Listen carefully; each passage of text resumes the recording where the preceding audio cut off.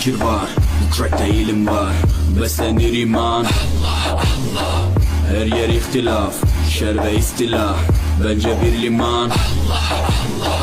Gerçekte kitapta yazılı bu Kur'an. Dur bak burada G-Flow Mus'ab anlatır hak kitap, yalan ve hakikat, cabası tarikat.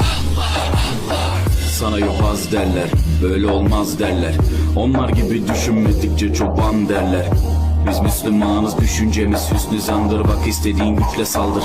Biz Rab ve müptelayız. İşimde Allah, dilimde Allah, zikrimde Allah, fikrimde Allah, aklımda Allah, aşkımda Allah, aslımda Allah, kanımda Allah. Hasbi Rabbi Cellallah.